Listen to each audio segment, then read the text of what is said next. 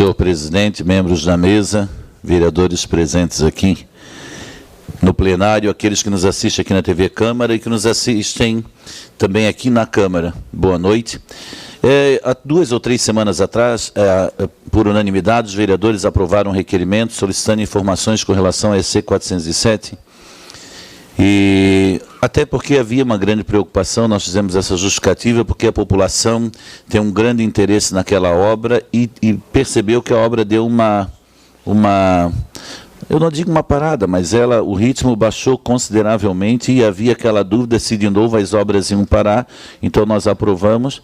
Informalmente nós tivemos uma conversa com o secretário de Desenvolvimento Regional, que tinha nos tranquilizado depois do informativo, depois do requerimento, informando que não havia nenhum risco de paralisação das obras, e sim alguns projetos complementares, tipo a adutora da Casan, que dá um reforço no abastecimento de água na região da Colônia Santana e o Sertão de Maruim, e outras intervenções, como da parte da Celeste, que tem que remover postes. De qualquer maneira, vereadora Mary e vereador Lédio, que é bastante importante para nós que compomos a base do governo estadual, hoje houve uma visita e o secretário Renato Rinnig, é importante passar isso para a população, e o secretário da Infraestrutura do Estado, o Valdir Cobalcini, com até alguns vereadores estiveram presentes, o vereador João e o vereador Sanderson, se eu não me engano, o prefeito também esteve presente, e aí foi dado toda a correção de que não há nenhum risco de paralisação dessa obra, tranquilizando a população. Ela, de fato, na última semana começou em ritmo total. Reafirmaram de que havia necessidade de que algumas implantações, alguns projetos antecedessem a pavimentação asfáltica, e de que agora a previsão se mantém ainda maio, junho, mais tardar início de julho, para que as obras estejam concluídas, né? Só reforçar uma questão que é importante que a gente deixe claro para a população aqui. Essa duplicação que vai até o final do Sertão do Maruim, aí quem vai chegando ali na Frangos Macedo, a pavimentação vai estar ok, e a parte simples também até na Colônia Santana, sem problema algum. Só que aquele trecho inicial onde tem o rio e tem a ponte, inicialmente o projeto da EC 407 previa um rio duplicado para lateral, porque a SC ela estava sendo duplicada a pista. Então, uma ponte de 10 metros passaria a ser 20 metros de largura. Agora o rio está sendo ampliado também, então há necessidade de uma ponte que tenha o dobro de comprimento com o dobro de largura.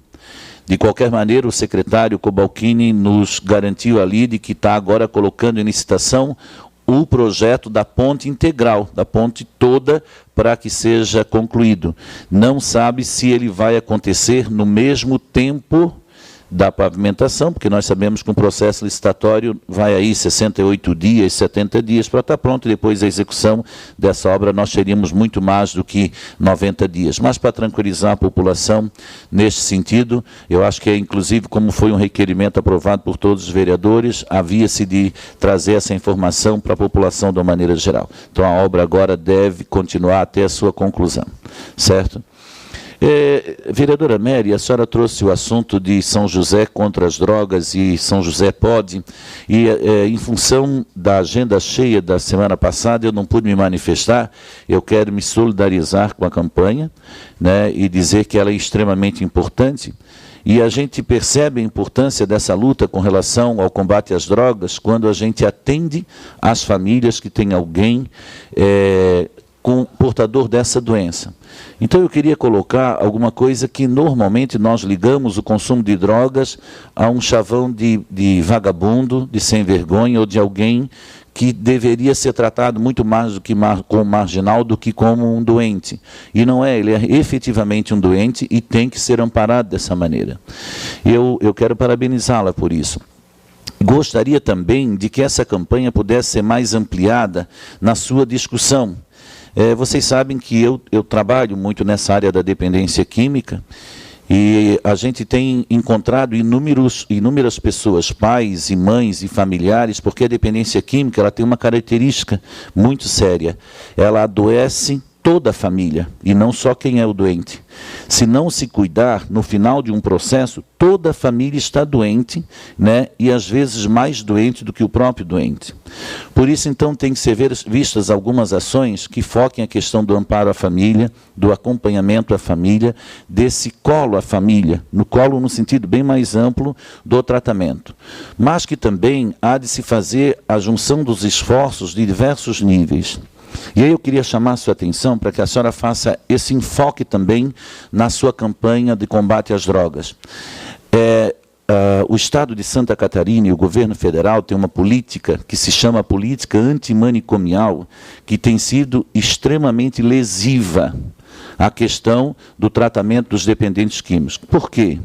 Porque defende que hospitais especializados venham uma tendência de redução de leitos, né? E que essa tendência fez com que, sem sombra de dúvida, se pudesse avançar na modernização da psiquiatria e da dependência química. Por outro lado, não tem dado amparo na questão de abertura de leitos especializados no tratamento da dependência química.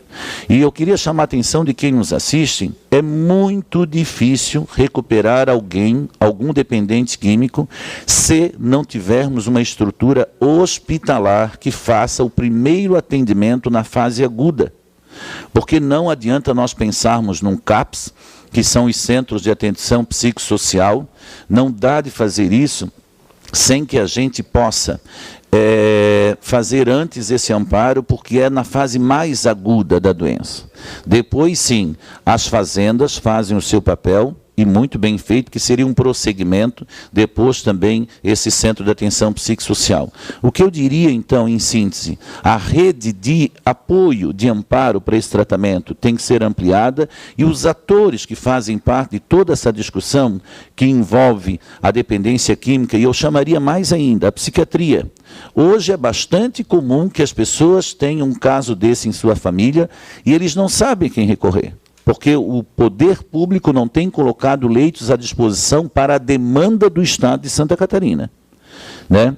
E aí entra também todo o resto da rede.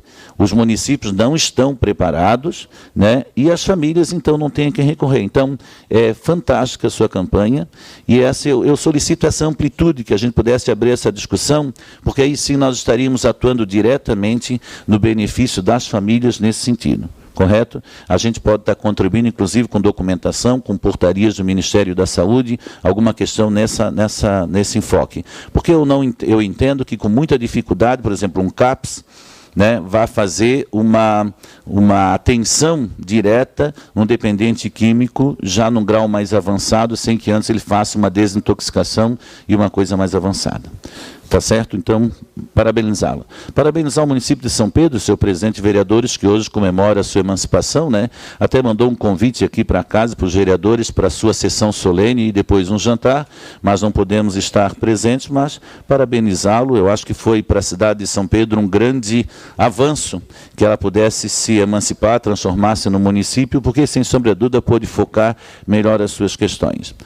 Eu tenho 1 minuto e 58, mas eu acho que dá tempo. Eu queria chamar a atenção para as pessoas que às vezes abrem uma conta bancária, e aconteceu comigo alguns anos atrás, senhor presidente, eu abri uma conta bancária no Unibanco para ser folha de pagamento da prefeitura, e por telefone eu dei baixa na conta. Passaram-se 10 anos, agora não é mais Unibanco, e é Itaú. O Itaú me liga que eu tenho um débito de R$ 1.200 na conta e inscrito em dívida. Mas eu não tenho conta no Itaú nem no Unibanco. E essa dívida de R$ 1.200 ou R$ 1.300 era só taxa sobre taxa e juros sobre taxa, né? Eu queria chamar a atenção para que as pessoas tomem cuidado com essas questões, só para ver como um zero pode chegar a 1.400, de um zero de uma conta nunca movimentada. Por outro lado, eu quero parabenizar o gerente do Itaú, porque eu fui procurá-lo e disse, eu nunca tive essa conta, eu assinei essa conta, já dei baixa e nunca movimentei, e ele, de posse dessas informações do Itaú do Cobrasol, então ele zerou e regularizou toda a situação. Mas me chamou a atenção que eu me assustei, de quem nunca movimentou uma conta e, de repente, tem um débito de R$ 1.400, então, cuidado para quem tem essas contas, que às vezes a gente vai no impulso de abrir uma conta, de aceitar um cartão, né? As pessoas ligam e faz, e sem que a gente depois encerre, tem o objeto concreto que confirmou o encerramento de uma conta. Eu não tinha.